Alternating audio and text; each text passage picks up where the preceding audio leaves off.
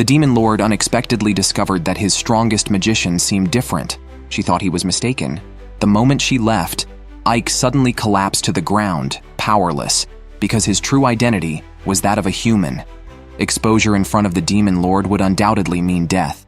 It turned out that Ike was once an orphan abandoned by humans, taken in by the greatest magician of the demon tribe, Romberg, who raised him as his own grandson.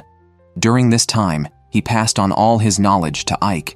Before Romberg died, he left behind a mask and a robe that could hide one's aura, admonishing Ike to never reveal his human identity to avoid fatal danger. As time swiftly passed, 10 years had gone by. The once little kid had now grown up to be a commander capable of leading thousands, thanks to his mastery of war tactics and exceptional magical abilities. With Ike's command, they even conquered a human city known for its impregnable defenses. Facing the stubborn resistance of the city lord, Ike merely used a simple spell to disorient him. Yet Ike's subsequent order was to treat their wounds, which puzzled the enemy. All of this was observed by his superior, Sephiro, the only person in the demon tribe who knew Ike's true identity. She was secretly pleased that recruiting Ike was the right decision, as she witnessed him capturing the strongest defended city with minimal forces. Meanwhile, Ike went to the city lord's room to rest and ensure privacy. Once he confirmed that no one was around, he released a powerful barrier. Despite his involvement in many wars, he still couldn't get used to the bloodshed. Every time he saw his human kin die, his guilt increased. Therefore, after achieving victory, he would immediately order his troops to treat the humans. And when alone, he always took off his mask as a reminder not to carelessly expose his identity. However, what he hadn't accounted for this time was a girl quietly hiding under the table who fainted from fear after bumping into something. Ike was devastated, unable to believe that the secret he had kept for 20 years could be exposed in such a manner. Before he could think further, his subordinates brought him a troubling issue. Ike's mercy had left too many humans alive in the city, which directly caused dissatisfaction among other officers. However, Ike had his own response ready. In this trade-centric city, the more humans there were, the more economic activity they could generate and the higher the taxes they could collect. But while communicating with the residents, a teleportation spell suddenly activated on Ike, and when he regained consciousness, he was in a dark place, attacked by a formidable magical puppet. It turned out this was Sephiro's latest creation, wanting Ike to test its power. After easily defeating the puppet, Sephiro brought up official matters. It appeared that the current Demon Lord, having heard of Ike's great achievements at the front, wanted to see for himself this capable young commander. Under Sephiro's convenient teleportation magic, the two set off for the Demon Lord's castle. Meanwhile, the girl woke up from her faint, realizing she was locked inside a barrier. She was not surprised by this. After all, she knew Ike's secret. What she didn't expect was that Ike had even left a plate of dumplings for her. She decisively picked one up and ate it, finding it to be delicious. At the gates of the Demon Lord's castle, Ike and Sephiro had already arrived. To prevent Ike's human identity from being seen through, Sephiro quietly blew a breath of spiritual energy. The next second, the guards responsible for the inspection detected a strong magical aura on Ike, which completely dispelled any doubts about his identity. On the way to meet the Demon Lord, Ike couldn't help but recall various deeds about the Demon Lord. It was said that the current Demon Lord had overturned the demon's inability to defeat humans in just one battle, making her the strongest in demon history. She also had a unique insight into personnel, promoting even the lowest of soldiers if they showed potential, judging solely by ability. This innovative approach led the demon tribe to prosperity. The prospect of meeting such an epic-making Demon Lord even excited Ike a bit. However, what he didn't expect was that the Demon Lord looked nothing like he had imagined. After a brief exchange of pleasantries, the Demon Lord inevitably became suspicious of Ike's identity and questioned the reasons behind his actions after capturing the city. Fortunately, Ike was well prepared, articulating his philosophy smoothly, and with Sephiro occasionally interjecting, they managed to avert the crisis of his identity being exposed. Yet even with his watertight explanations, the Demon Lord instinctively sensed something was amiss. She came closer to Ike, claiming that next time she would definitely see Ike's true face, leaving a meaningful remark before departing. At this moment, Ike was sweating profusely. The close encounter with the demon lord had his heart racing, and she had even discovered that Ike's face was a mask. The only relief was that at least his identity had not been exposed this time. After the matters with the demon lord concluded, Ike immediately returned to his room to check on the girl. The food had been completely devoured, suggesting that the girl wasn't as stiff as he had imagined. When the girl saw Ike again, she was very panicked. Ike quickly assured her that he would not kill her, which immediately stopped her tears. After some conversation, it was learned that the girl's name was Sadie, who had become a maid for various reasons. To keep the secret from being exposed, Ike had no choice but to take Sadie as his own exclusive maid, establishing a contract that she must never reveal the secret for life. It is worth mentioning that after meeting with the demon lord, Ike received a reward from her, the recently conquered human town, and Ike was appointed as its new lord. However, Ike was not pleased, because this town was located on the southern border, which is essentially the front line of the human-demon wars, always at risk of human attacks. Gazing at the surrounding buildings in ruins, Ike had no choice but to order the residents to first rebuild the city walls. Otherwise, even with his extraordinary abilities, the human forces would easily breach them. However, relying solely on human power would take at least half a year. But Ike was not one to sit back idly.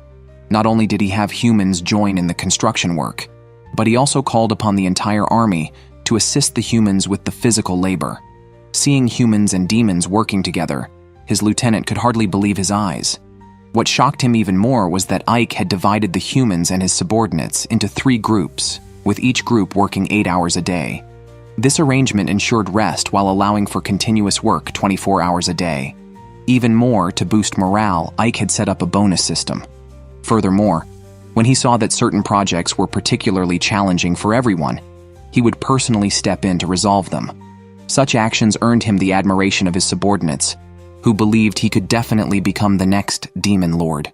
Ike unexpectedly discovered that after becoming the strongest mage among the demon race, he not only received the title of Lord from the Demon King, but also found his romantic fortunes ridiculously exaggerated. Normally, having 2 little fangirls clinging to him was tolerable, but he was especially surprised when he woke up in the boudoir of a beautiful superior. Since becoming the lord of the city, Ike found himself increasingly preoccupied with numerous matters, especially since his city was located at the border between humans and demons, always having to be prepared for human attacks. To gain the upper hand, Ike and his maid Sadie infiltrated a human town to secretly gather information about the human army. However, they were barely there before Sadie got distracted by a street vendor's game. It was a classic street scam where guessing the location of a bead could double one's bet. It seemed simple but was not easy at all, as the vendor would never let you guess correctly. At that moment, Sadie had no money. Just as the vendor was about to shoo her away, he noticed that Sadie seemed to have a nice figure, and suggested she could gamble with her body. As the vendor was about to lift the cup, unexpectedly, all the cups started floating in the air, and Sadie realized none of them contained the ball. Realizing the vendor was cheating, the crowd became furious and was about to resort to violence. After this minor incident, the two continued scouting for information. The demon race's power was growing stronger under the new Demon King, prompting many major nations to cease their infighting and form alliances against them. Unbeknownst to them, as Ike was preparing to return, the earlier vendor came with people, intending to capture Sati as his slave. Hearing this, Ike quickly surveyed the surroundings and, finding they were alone, subdued the vendor and his companion. Ike then inquired about the army. It turned out that the country's leaders wanted to strike Ike's city before forming an alliance. Back home, Ike quickly began devising countermeasures. Unexpectedly, his subordinates Lilith and Sadie began to get jealous of each other, each claiming to be closest to Ike, which only added to his headaches, as he couldn't focus on the pressing matters. Fortunately, his deputy arrived just in time to temporarily resolve their dispute. That very afternoon, a knight commander led his troops in preparation for a surprise attack. However, Ike had already prepared an ambush, positioning skeletons and orcs at optimum locations. Thus, before the human forces could even launch their attack, they were defeated with minimal losses by Ike's strategic planning. But what surprised Ike was that the leader of the opposing legion seemed formidable. Upon realizing they were ambushed, he immediately ordered a retreat. Such courage and decisiveness were not common among ordinary people. However, before his deputy could rejoice further, an arrow shot from behind accurately hit Ike. Although such damage wouldn't normally concern a typical demon, Ike's true identity was that of a human. He thought he was going to die, but when he woke up, he was astonished to find himself lying in bed, with his superior sleeping soundly beside him. It turned out that she rushed to heal his wounds right after he was injured. The details of the healing process went without saying. Looking at the arrow that hit him, Ike had two suspicions. Either an assassin had infiltrated the city beforehand, or there was a traitor among his subordinates. But he didn't have time to ponder it further, as the two women who had been worried about him rushed in. Because of Lilith's close contact, another argument ensued. Fortunately, his deputy arrived in time to report on important matters. According to his investigation, the Knight Commander Alistair, who had previously planned to attack them, had been imprisoned due to the failure of the siege. To verify his suspicions, Ike decided to meet Alistair in person. Unexpectedly, Lilith secretly followed along. With no other choice, Ike agreed to act together. However, with Lilith's participation, Ike's original plan for a stealthy infiltration turned into a direct assault, greatly improving their efficiency. While Lilith distracted the guards, Ike quickly found the room where Alistair was detained. As Ike had anticipated, Alistair was not simple at all. Far from being panicked, she immediately attacked Ike with a small knife aiming for his vital parts. Unfortunately for her, Ike quickly subdued her to the ground. Seeing her true face as a woman, Ike, while somewhat admiring her, also asked Alistair if she had planted any assassins in the city. At this, Alistair counter-questioned Ike. "Are you really a demon?" Before Ike could respond, a large number of soldiers rushed in. Ike never expected that there would be a traitor within the Demon Lord's army. One who not only tried to assassinate him, but even aimed for the Demon Lord's head. To uncover the truth behind his assassination, Ike risked infiltrating a human prison just to find out the connection between the assassin and the White Rose Knight Order's commander, Alistair. Unexpectedly, he almost exposed his human identity, and was even held hostage by the opposition who ordered him not to move. Meanwhile, reinforcements arrived in the prison, but Ike remained calm. "If you say don't move, then I won't move," he declared, unaware that Ike was a magician who could control minds with his magic right where he stood. Time seemed to stand still for Alistair as everyone's senses dulled under the magic. Then, Ike collapsed the floor beneath them. As soldiers fell from the height, Ike quickly saved them. Alistair, unable to grasp Ike's motives and unaware of the floor breaking beneath his own feet, found himself being princess carried by Ike after a leap, blushing intensely for a fraction of a second before hastily breaking free to question Ike's intentions. Ike revealed his identity as the commander of the 7th Legion of the Undead of the Demon Lord's army. Only then did Alistair realize he was the legendary commander of the Demon Lord's forces. Considering the question of whether Ike was human, being part of the Demon Lord's army, it was naturally impossible for him to be human. His purpose here was to find out if Alistair had arranged the previous assassination attempt. Alistair, a Kingdom Knight, was reluctant to speak more with Ike, who unexpectedly pinned him against the wall. Activating his mind-reading ability, Ike saw all her thoughts clearly. Lilith, witnessing this scene, became extremely jealous, willing to offer herself while Ike was out flirting. She demanded that Ike pin her against the wall instead. Ike, at a loss for words with Lilith, decided to leave. However, Alistair stopped him, asking if his visit was just to mock her, a defeated warrior. Ike denied ever engaging in such trivial acts, especially since she was unrelated to the assassination attempt. His mind reading had already revealed her integrity. He kindly reminded her not to worry about this defeat, but to focus more on strategies for after a loss. After saying this, he planned to return directly. Lilith, unwilling to let it go, suggested they go rest at an inn instead. Ike, being straightforward, thought of resting at home in bed, unaware that Lilith was hinting at discussing a 2 billion project. Unfortunately, Ike didn't want to expose his identity because of this. Returning home, he even brought back a special product from the capital, the rice produced there. Due to the Demon Lord's strict order to double the tax revenue of the city, Ike, the agricultural city known for its fertile land, was primarily producing wheat. By switching to rice, production could be increased several times. This change would also allow more humans to be freed from farming and try other industries, thereby increasing the GDP per capita. Not only would everyone have enough to eat, but more taxes could be collected as well. Ike then analyzed the current intelligence and deduced that the assassin used arrows from the White Rose Knight Order, but Alistair was not involved. This indicated that the assassin was deliberately framing someone.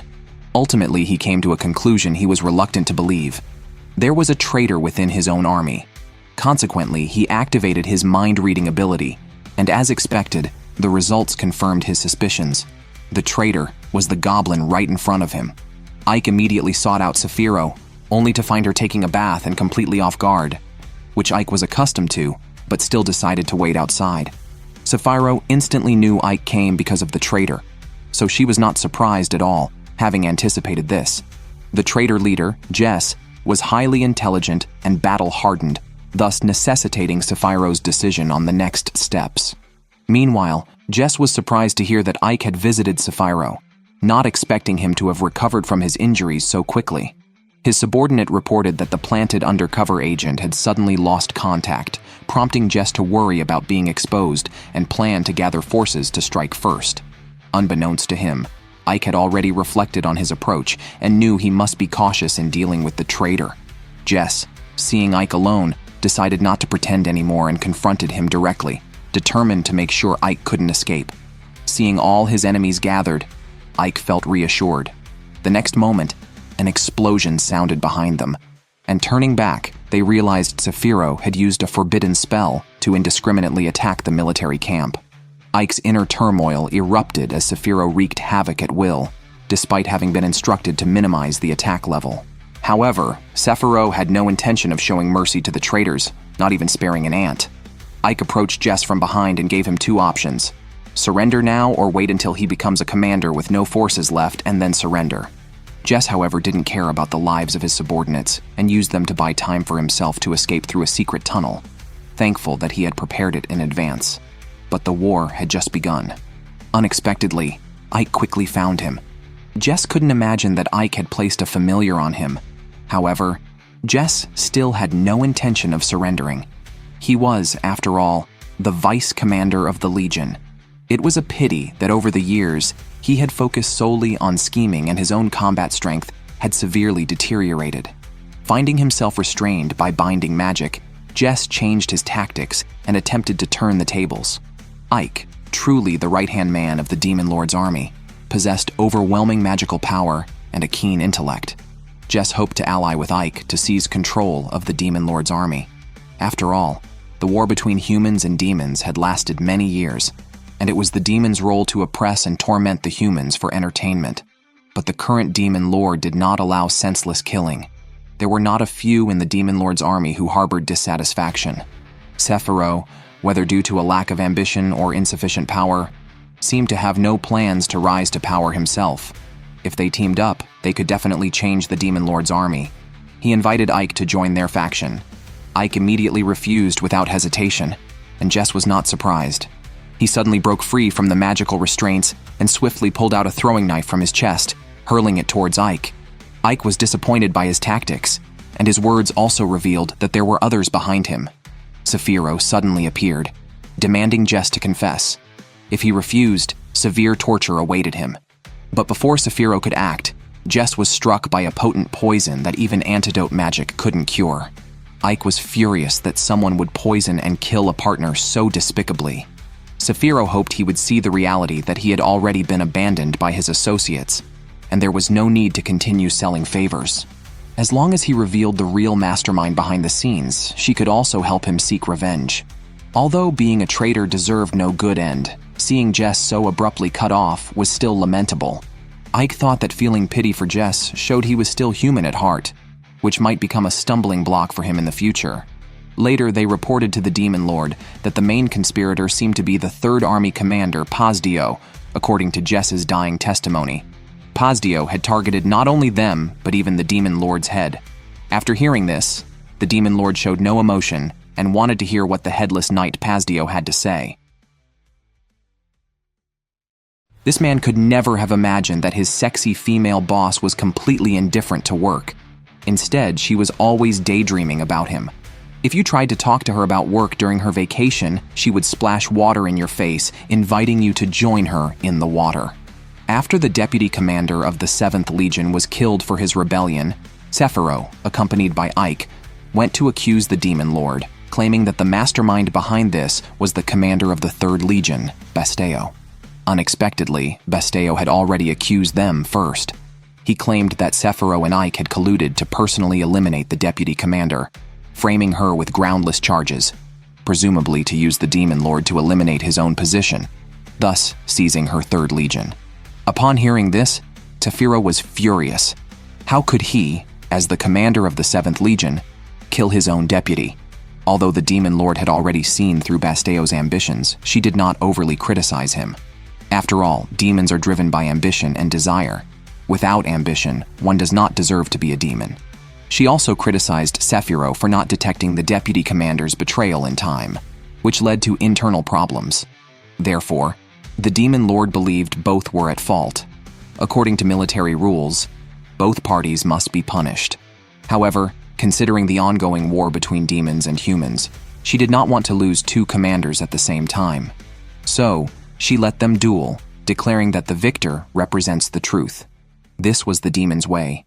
Yet the duel was not to be a one-on-one challenge, but was to be fought using puppet soldiers. The commanders themselves could not enter the battlefield. The victor would decide the fate of the loser. Because proxies could be used in the duel, Sephiroth surprisingly appointed Ike as the commander of this battle, which frightened Ike considerably. This clearly involved Sephiroth's life, yet she entrusted her fate to Ike. Sephiroth explained that in terms of commanding the battle, she indeed was not as capable as Ike. She entrusted her life to him. To not let Sephiroth down, Ike began devising strategies overnight. Since the puppet soldiers had consistent abilities, the battle would test not only the commander's individual ability, but also the importance of their weapons.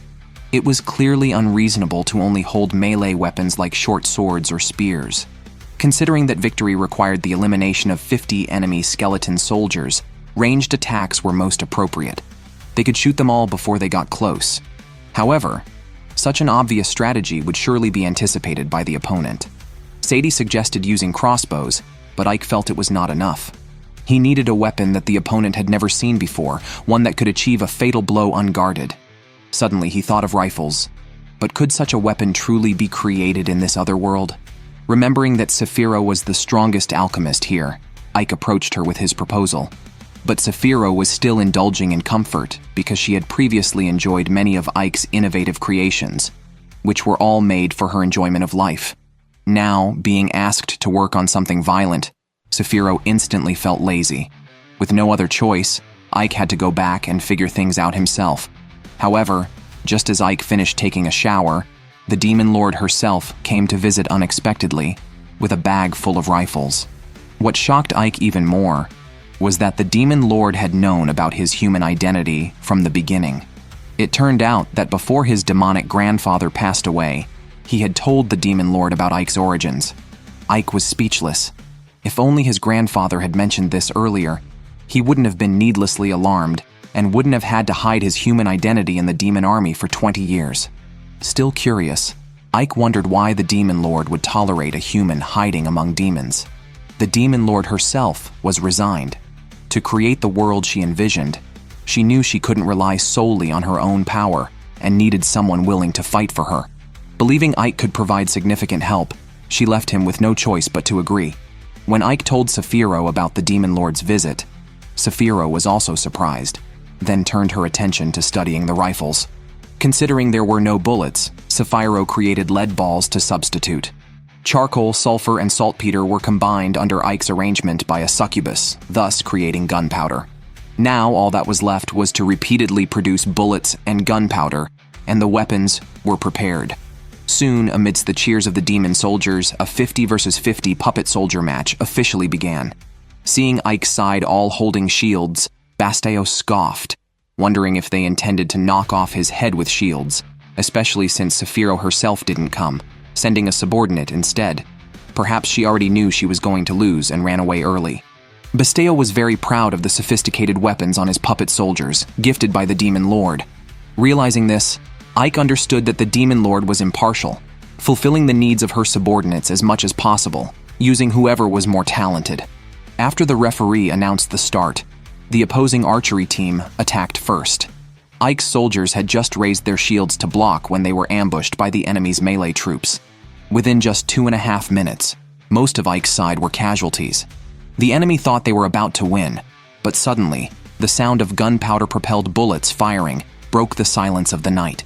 Under Ike's command, the first wave of soldiers fired their guns and then retreated to the back to reload, while the soldiers from the back came forward to shoot. This continuous exchange left no gaps, and in just 1 minute, all the enemy soldiers were eliminated. Faced with such an outcome, Basteo couldn't believe it. The Demon Lord kindly gave him 2 choices: to end his own life with honor or to die by her hand. However, Basteo chose a third option, just in case he had again arranged for a sharpshooter to aim here. But what was effective as a surprise on Ike did not work on the Demon Lord. She caught the arrow, but upon closer inspection, the arrowhead carried a small charge of gunpowder, which then exploded, causing numerous casualties among the demons. It turned out that Basteo's real goal was to become the Demon Lord. This female boss who likes to tease her subordinates never expected that after a battle, Ike would actually be appointed by the Demon King as the commander of the 3rd Legion. From then on, she would be on an equal footing with him, directly under the Demon King. At this moment, her inexplicable possessiveness erupted. She didn't want to lose Ike, but Ike was also a subordinate of the Demon King. Before this, the 3rd Legion's commander Basteo, who lost to Ike, couldn't escape his fate of death. Thus, he rebelled, attempting to crown himself king. The soldiers present were unarmed and were caught off guard by the well-prepared 3rd Legion. The current Demon King was ambushed, and her fate was unknown. In this favorable situation, he also tried to win over Ike, a talented individual. But in Ike's eyes, he was just a despicable, defeated subordinate, and he did not regard his military strength highly. Facing the arrows of skeleton soldiers, Ike leapt up and released an explosive skill.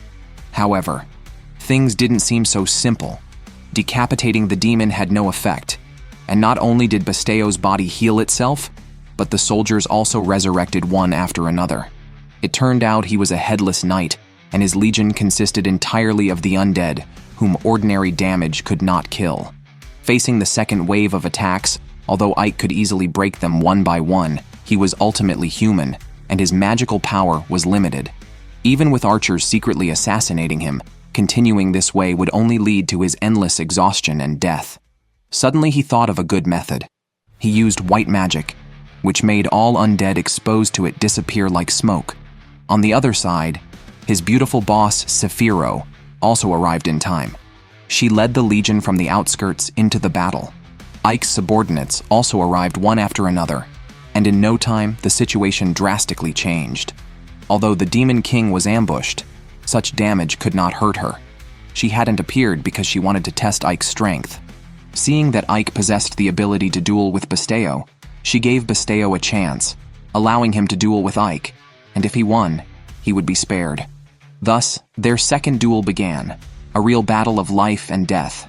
However, Basteo, after all, was a legion commander and still had some tricks up his sleeve. Ike was somewhat defeated by his fierce attacks.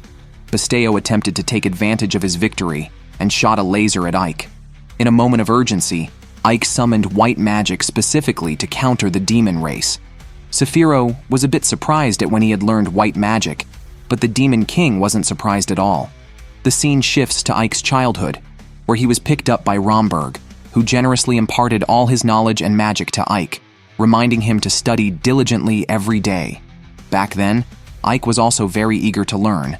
When he saw flowers withering, he would ask if there was magic that could revive wilted flowers. Romberg patiently answered his questions, explaining that this belonged to the realm of white magic. However, for the demon race, this type of magic was extremely difficult to master because its essence stemmed from a heart filled with compassion, purity, and concern for others. For those who possessed magical power, white magic was more terrifying than any sword. Therefore, even though he learned white magic, Grandfather wouldn't allow him to display it easily in front of others. After dealing with the commander of the 3rd Legion, although it was somewhat unexpected, the outcome pleased Sephiro greatly.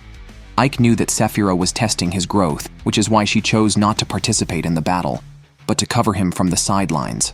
However, for the Demon King, the Legion had suddenly lost a leader, and this vacancy needed to be filled. Ike was the natural choice. Thus, Sephiroth's dear subordinate was suddenly going to become someone who reported directly to the Demon King. An inexplicable possessiveness erupted in her heart. Although she had always vied with the Demon King, ultimately, it depended on Ike's decision. Ike did not want to become the commander of the 7th Legion. The residents of his domain were gradually getting used to the new town, and his subordinates were also getting accustomed to interacting with humans. Humans and demons cooperated to build the town together. When the residents lacked the strength to push carts, the demons would help. When the demons were tired and thirsty, the residents would bring them food and water. The town was peaceful, and he had made a promise when he became Sephiroth's apprentice to create a world where humans and demons coexisted. Now, he was progressing toward this goal. Therefore, he refused the Demon King. In exchange, he agreed to make Ivanelius the first town where demons and humans could coexist. The man never expected that, after finally making it to the position of deputy commander within the Demon Lord's army and seeing his territory prosper, the human kingdoms would choose this moment to unite. In just one night, they defeated the demons' strongest vanguard forces. Seeing that his own territory was the next target, Ike reluctantly brought out his ultimate secret weapon. If he could mass-produce rifles, even if thousands of troops came, they would have to retreat in defeat. However, given the alchemical skills of the demons, crafting such precise weapons was another story. Apart from replicating the appearance, firing one would likely blow up the barrel. This situation made Sephiroth complain. Was making such weapons really necessary when magic could simply blast the enemies away? Ike was speechless.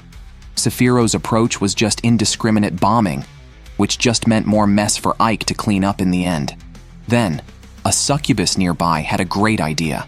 By first manufacturing various metal and wooden parts, and then assembling them one by one, the quality of the rifles would greatly improve.